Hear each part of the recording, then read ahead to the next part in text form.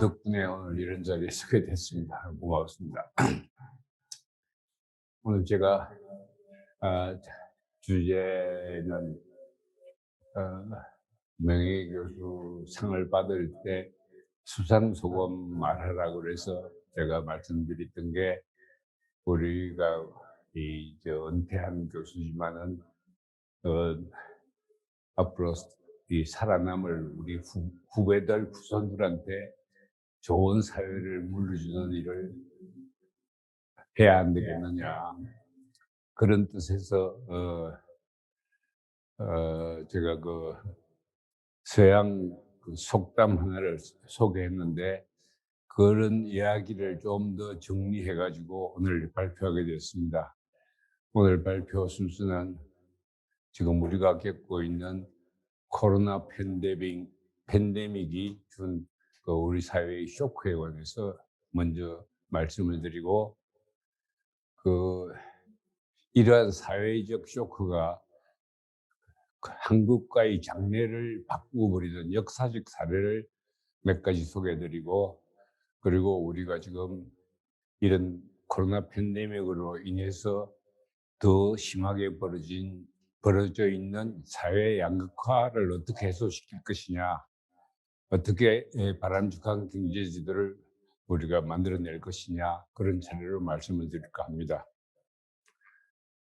안 넘어가나? 세계보건기구가 팬데믹을 선언한 지가 거의 1년 반이 가까워옵니다. 작년 1월 20일 날 첫 확진자가 발생한 후에 그동안 3차례 대유행이 진행돼 가지고 확진자 수는 전 세계적으로 1억 거의 8천만 명에 가깝고, 사망자가 370만, 전 세계적으로 사망률이 2.2%입니다. 근데 한국은 14만 5천 명이 확진자인데 사망률이 1.4%고, 최대 발생한 나라는 미국이 3,300만 명인데 사망률은 1.8%입니다. 이웃 일본은 올림픽을 앞두고 있는데 최근에 다시 많이 급진적으로 발생을 해가지고 대단히 걱정이 많습니다. 76만 2천 명이 확진됐는데 1.8%가 사망률입니다. 제일 먼저 발병한 중국은 9만 1천 명이 확진자인데 사망률은 5.1%입니다. 최근에 국제적으로 걱정이 되는 인도가 세계 2위인데 확진자 수가 2,900만 명 되고 사망률 1.2%입니다. 문제는 요새 백신 접종이 시작되고 있고, 저도 1차 접종은 마쳤는데 그런 가운데도 재확산 현상이 계속되고 있으니까 이런 경제 사회적인 충격이, 코로나가 준 충격이 계속될 것 같다, 장기화될 것 같다, 그런 걱정입니다.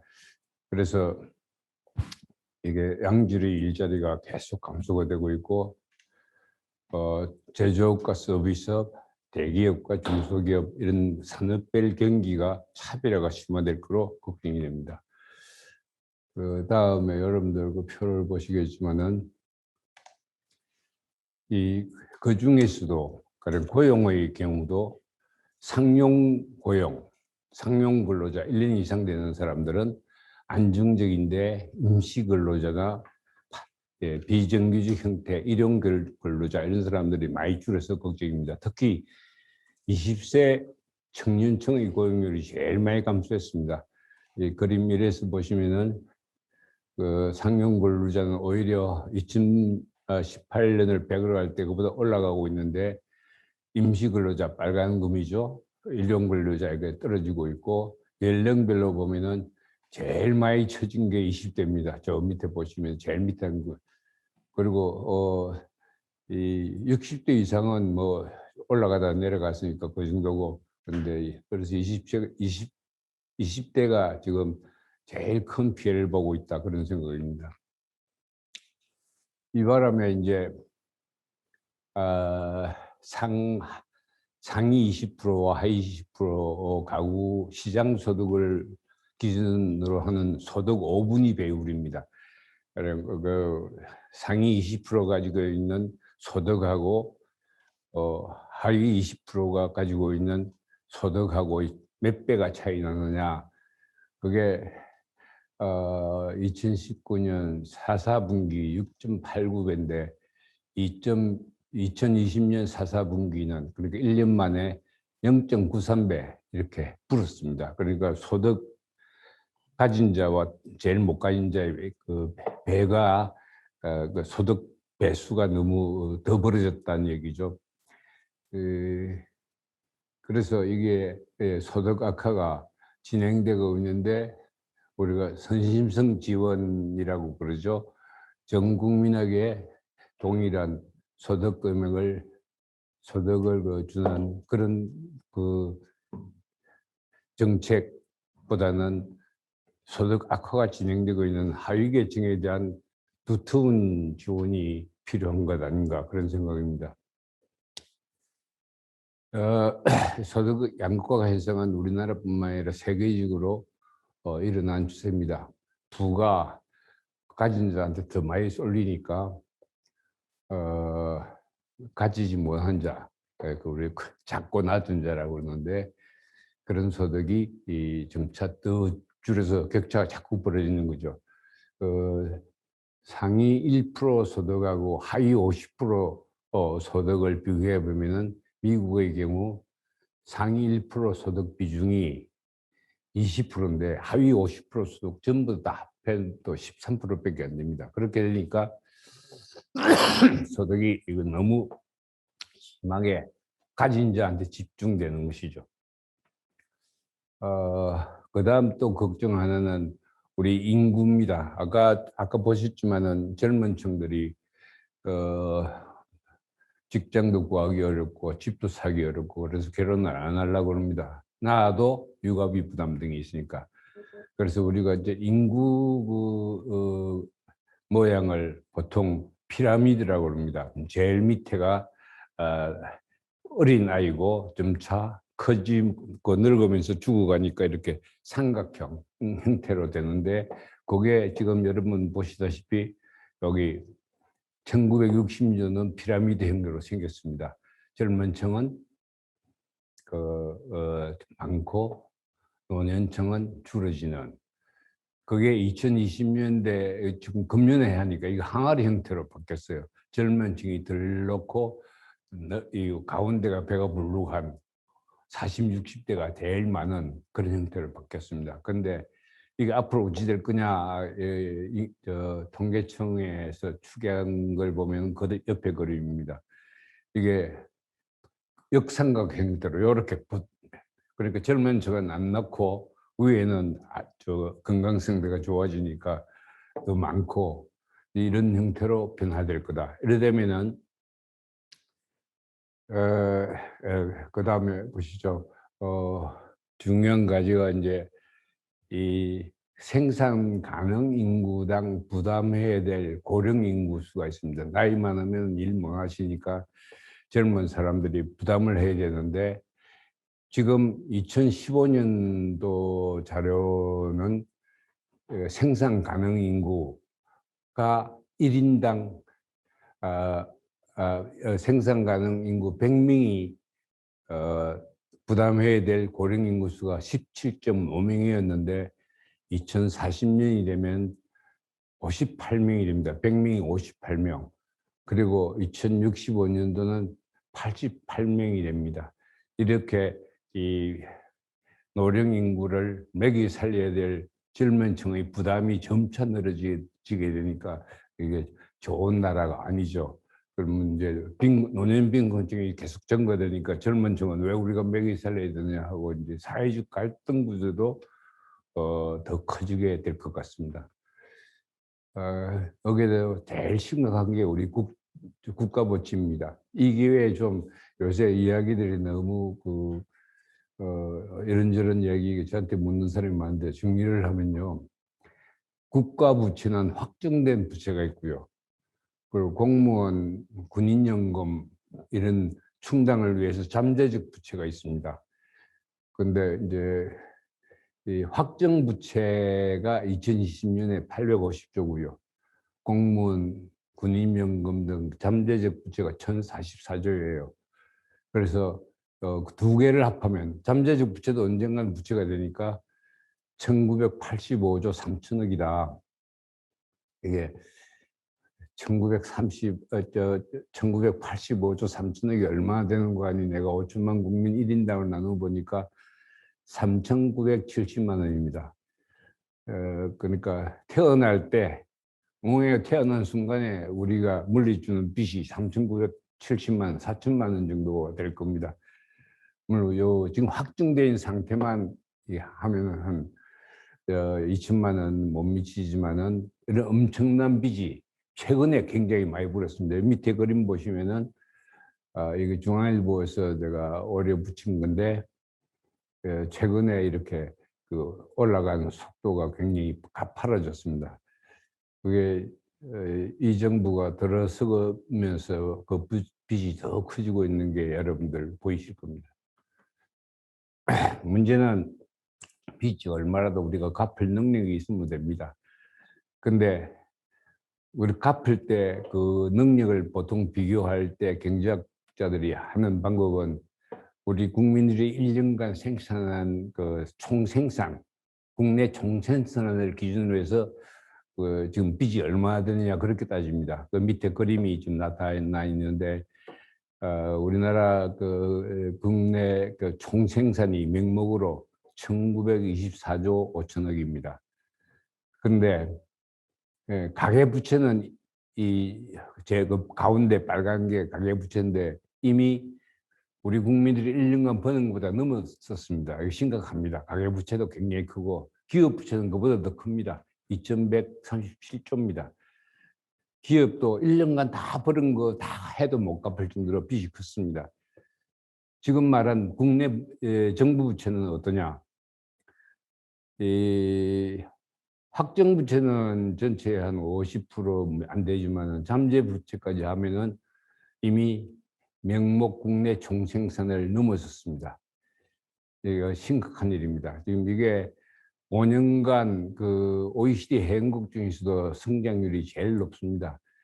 우리가 이런 점에 대해서 새 정부가 들어서서 자꾸 국채 발행해서 이런 포퓰리즘적인 정책에 쓰는 게 미래 세대한테 희망을 주는 일이 아니다 그런 생각입니다. 이 때문에 한국인의 행복 지수가 최근 들어서 제일 계속 낮아지고 있습니다. 그 행복 지수라는 것은 갤럽이 매년 그 조사를 하는데 조사에 발표하는데 가족은 행복한 상태를 10이라 할 때요. 10이라 볼 때 한국은 5.79입니다. 1등은 핀란드가 7.89고요. 지금 유엔의 행복 보고서는 2020년에 세계 62가 됐습니다. 근데 2013년에는 41이거든요. 국민들도 행복하지 않다고 생각하고 있습니다. 현재 국민들도. 낮아지고 있는 경제 성장률, 뭐 여러분들 잘 아시는 거고, 10년 이상 지금 2, 3%대 그 저성장 추세를 유지하고 있습니다. 우리 경제가.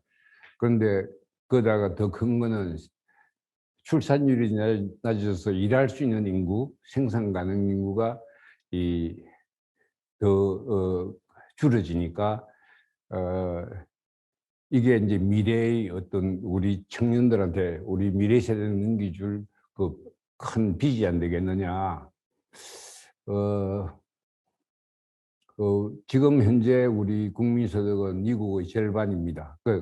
절반 정도인데 그게 절반까지 올 동안까지 그럼 80년에는 미국의 13%였는데 2000년에 32%, 2010년에 45%, 2021년에 금년에는 51% 정도 될 거로 보입니다. 그런데 이게 이렇게 우리 국민소득이 많이 올라오다가 이렇게 되면 이제 그냥 정체될 거 아니냐. 지금 학계 출산율이 아까 여러분들 보시는데 0.84%라고 그랬습니다. 그게 도대체 무슨 소린 거 아니? 남자 50명, 여자 50명, 성인 100명이죠. 성인 100명이 부부가 돼가지고 100명이 0.84를 넣는다는 소리는 여자만 아기를 놓으니까 50 곱하기 0.84를 하면 32명이 됩니다. 그러니까 성인 100명이 32명을 낳는 사회가 됐죠. 그 32명이 다시 이제 부부가 되면 13명을 놓습니다. 이게 인구가 이제 줄어들어서 현재 우리 생산 가능 인구, 우리 경제학에서는 15세부터 64세라고 그러는데 그 64세 사이 인구가 금년에는 3,750만 명인데 2040년 되면은 900만 명으로 줍니다.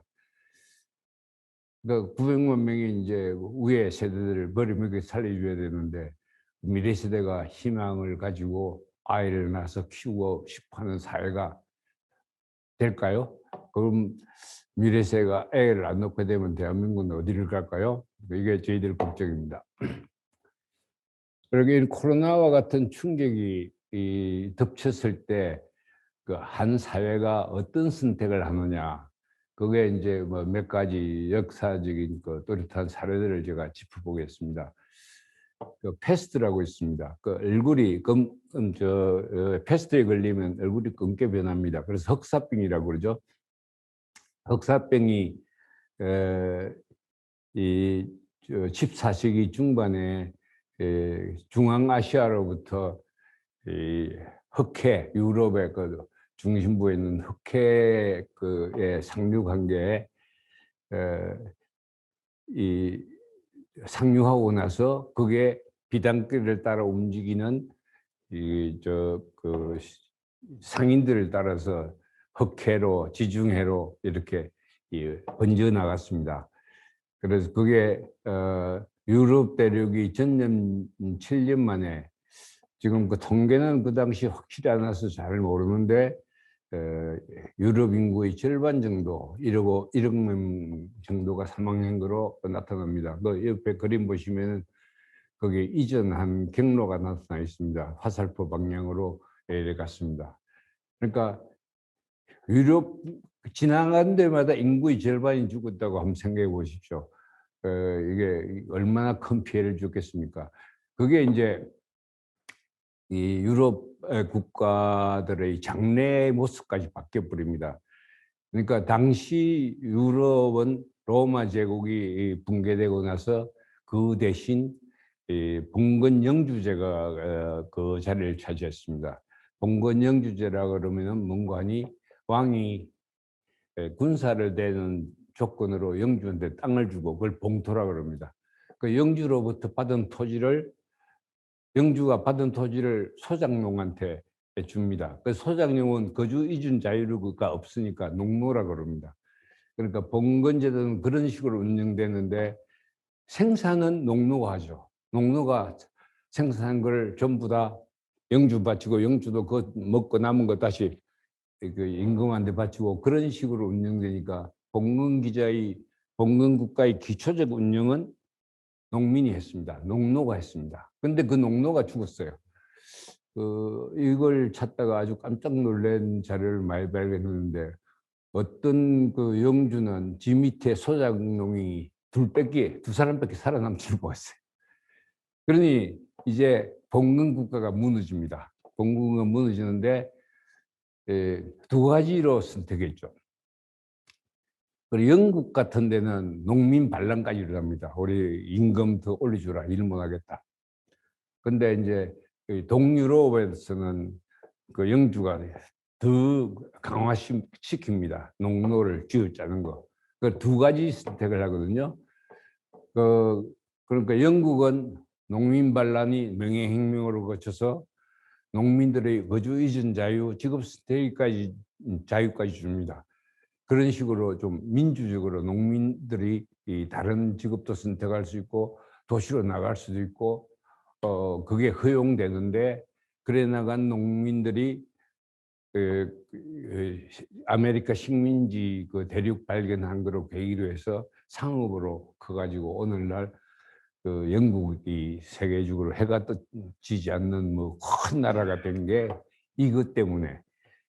제도를 어떻게 선택했느냐, 사람들한테 직업 선택의 자유 주고 거주진 자유 준 게 그게 되는데, 대신 동로마, 동유럽 제국들은 이쪽 서유럽보다는 훨씬 더 그 영지가 컸습니다. 그리고 힘이 더 셌기 때문에 오히려 더 그 착취직 그 소작농 제도를 더 유지했기 때문에 지금도 계독으로 남아 있습니다. 그러니까 패스트의 경우 이런 큰 전쟁이 왔을 때 그 어떤 정치 제도를 어떤 정치 제도, 어떤 경제 체제를 갖추느냐에 따라서 나라의 장래가 변한 겁니다. 그리고 흑사병 발생 시점, 그게 1346년인데 동서유럽과 북부의 차이는 거의 없었습니다. 다 비슷비슷했는데 1600년경 한 200년, 300년 후에는 양 지역이 완전히 이 한쪽은 상업 중심, 중농주가 그 중심이 된 상업 중심 국가로 변하고 여기는 여전히 농업 중심 국가로 남아 있어서 오늘날의 선진국가 여전히 뭐 이 동유럽, 뭐 소련 포함해서 전부 다 개도국 상태로 있는 게 아주 우리한테 주는 교훈입니다. 그러니까 어떤 사회적 충격이 왔을 때 우리가 어떤 선택을 하느냐, 그게 우리한테 주어진 교훈을 패스트에서 하나 찾아볼 수 있습니다. 그다음 두 번째로 제가 본 거는 베네수엘라입니다. 여러분들 잘 아시겠지만은 그 노무현 정부가 들어서면서 베네수엘라를 배우자, 차베스 여러분 잘 아시죠? 차베스를 배우자 그런 열풍이 불었습니다. 그러니까 그걸 간단히 설명드리면은 베네수엘라는 세계에서 제일 큰 석유 매장량을 가지고 있습니다. 그런데 2020년 현재 국가 파산 상태입니다. 2019년, 그 작년, 재작년이죠. 경제 성장률이 마이너스 39%였습니다. 1인당 GDP가 10년에 만 불이었는데 10년 전에 10년 만에 2,500불로 4분의 1로 후퇴했고요. 물가는 작년보다 120% 떨어져 올랐습니다. IMF가 추산한 국가 경쟁력은 조사 대상 131개국 중에서 133입니다. 그러니까 세계 최악의 나라죠. 그것을 이제 많은 경제학자들은 차베스 대통령 때 석유 수입 퍼주기, 그걸 석유죠. 페트로 포퓰리즘이라고 부릅니다. 차베스 통치 기간이 2000년부터 2012년 그럴까지 해서 13년간인데 7,800억 달러 석유 판매 수익을 벌었어요. 근데 차베스가 통치하기 전에 13년간의 3,100억 달러니까 차베스 통치 기간 중에 2.5배나 석유 판매 수익이 올랐습니다. 그 돈 가지고 무상교육, 무상의료, 저소득층 보조급 지급 확대 뭐 그런 일을 해서 재정 수입의 한 5, 60%를 썼는데요.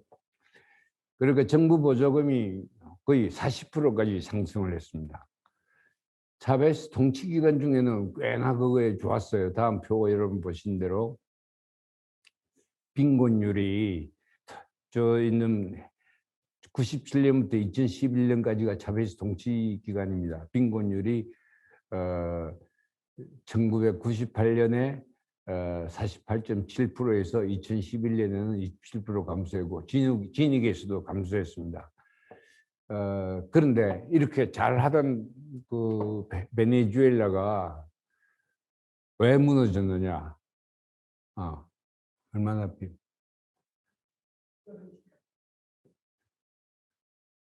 예. 석유 가격이 국제 석유 가격이 150달러에서 50달러 수준으로 떨어져 버렸습니다. 세계 금융 위기 이후에. 그래서 이 차베스가 그 사회주의를 하면서 국유화시키고 이 전문 인력들을 쫓아내고 한 바람에 이 세외로 한 100만 명이 탈출했고요. 산업체의 50%가 붕괴됐습니다. 그 사회에서는 또 사법기관, 언론기관을 장악했고 선거관리위원회까지 장악을 했어요. 국회 석수 90% 확보했습니다. 그 당시 사회에서 임기가 5년이었는데 대통령이 6년 중임제로 개헌했습니다. 그래서 자본에 대한 민중 통제를 실현한다면서 26만 개의 협동조합형 기업을 설립했습니다. 그때 그거 보고 우리나라도 협동조합형 기업 제법 생겼을 겁니다. 그러니까 요 그림을 보시면은 위에 새파란 게 석유값입니다. 2008년에 이게 석유값이 지금 2020년에 밑에 한 3분의 1 수준으로 떨어지니까요. 그 국가 부채 비율도 2008년에 25%에서 182% 10만에 부른 거죠. 그다음에는 이제 그 북한의 이 문제입니다. 북한이나 우리나 해방 이후에 일제 통치 시대로부터 갈라진 것은 같습니다. 근데 남한은 사유재선이 인정되는 시장경제제도 선택했는데 북한은 중앙계획제도 선택했죠. 사유재선은 허용되지 않습니다. 그러니까 투자와 신기술을 통해서 돈을 벌겠다는 그런 경제적 동기가 없는 것이죠. 그러니까 지금 지난 60년간, 1960년부터 2020년까지 남한 국민소득은 316배가 증가됐는데 북한은 8.7배밖에 성장하지 못했습니다. 1960년에는 북한 국민 1인당 소득이 137달러였고 남한이 94달러였어요. 그러니까 1.5배 컸는데 1919년에는 우리가 25배나 높아졌습니다. 이 소득역전 현상은 1970년대 초반에 일어났는데 이게 지금 이렇게 2022년에는 30배 이상으로 될 것 같습니다. 북한이 어느 정도로 빈곤한가, 얼마나 약한가 도입해 있는 인공위성 사진입니다. 이게 밤 야경인데요. 남한은 대낮같이 화는데 북한은 평양 빼고는 시력입니다. 북한은 사회 간접 지수도 약하고 의료도 약해서 평균 수명도 낮아요. 왜 이렇게 되느냐? 그거는 경제 운용 방식의 이 결과입니다. 여기 다음 표 보시면은 1970년도에는 북한과 남한 간의 국민 총소득이 47.9배였어요. 그다음 80년에는 27.5배로 우리가 낮았다가 그 다음 또 올라가서 지금은 94배로 이게 커졌습니다. 남북한 인구 격차는 이제 53년 6.25 동란 때 2.5배였는데 지금 2배로, 그러니까 북한이 다소 증가한 거죠. 앞으로가 문제입니다. 지난번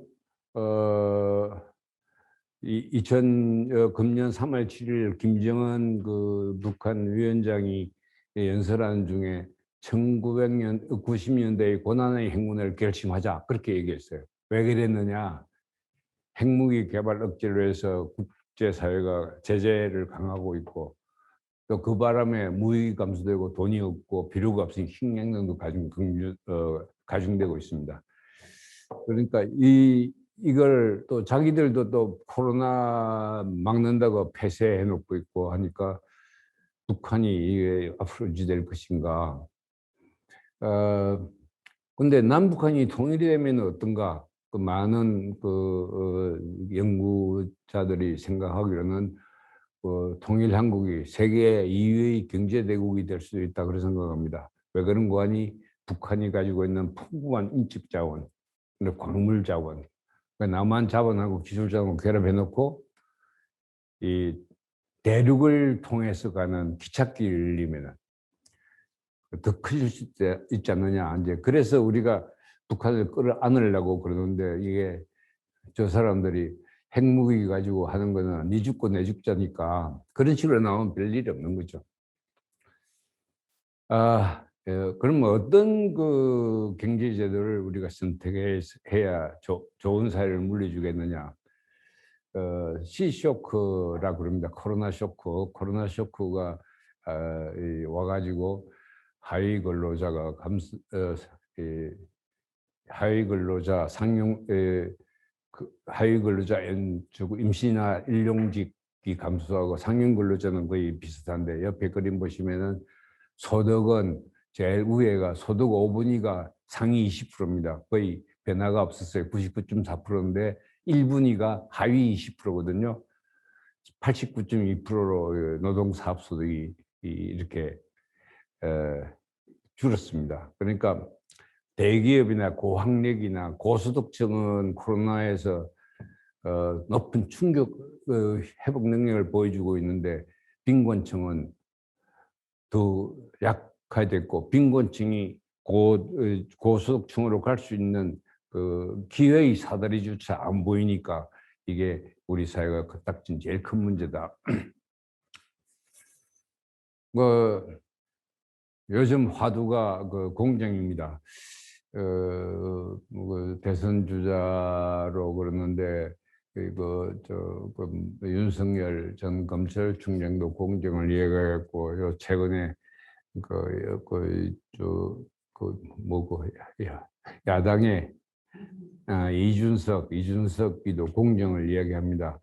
그 공정은 그 노무현 대통령이 취임사에서 과정은 공정하겠다. 그래서 그 공정이겠죠. 그럼 우리 사회의 지금 화두가 공정인데, 이게 이제 그 공정이 경쟁의 결과가 공정한 경쟁의 결과고 반드시 받아들일 수 있느냐, 이제 그런 얘기입니다. 그러니까 지금 우리 주요 경제 지표가 악화되고 빈부격차가 심화되고, 그러면 그걸 위해서 양극화 해소를 하자. 그리고 이제 그러면서 요새 그 다음 대통령 하겠다는 사람들이 다투어내고 있는 게 무슨 기본소득, 소위 이 기본소득 그러는데, 똑같은 돈을 나눠주자 그러는데, 그거는 저소득층을 이렇게 올려주겠다는 것도 아니고, 그렇게 줬던 재난소득이 오히려 소득 양극화를 더 벌렸다, 그런 게 있는데, 그거를 또 그 돈을 국가 채무 발생해 가지고 준다는 거든, 안 그래도 많은 돈을 채무 부담을 우리 후손들에 넘기고 있는 우리 선배 세대로서 그걸 받아들여야 되느냐, 그런 거 심각한 문제가 있습니다. 그래서 제가 이제 시간 딱 맞추려고 말을 많이 줄였습니다. 제가 제일 좋아하는 프랑스 속담면에 있습니다. 이 땅은 조상으로부터 물려받은 것이 아니고 후손으로부터 잠시 빌려 쓰고 있는 것이다. 그러니까 이 땅을 내가 빌려 쓰고 있다고 생각하고, 지금 우리가 서 있는 이걸 우리 후손한테 잘 넘겨줘서 지력 높은 땅을 만들어서 잘 넘겨주는 것이 우리 물러나는 세대들이 해야 될 의무다. 그런 생각입니다. 제가 이 제한된 시간 많은 얘기를 못 했습니다만은, 이걸 하는 도중에, 이거 준비하는 도중에 자료를 많이 모았는데 그게 너무 아깝고 해서 책으로 하나 쓰겠다고 동시에 시작했는데 어저께 탈고했습니다. 잠정적인 제목은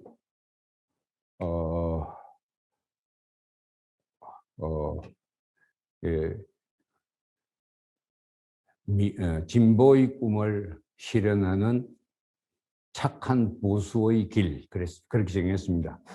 거기서 좀 더 세세하게 분석해서 여러분들한테 좋은 자료가 되도록 기여하는 게 제 임무라고 생각합니다. 여러분 고맙습니다.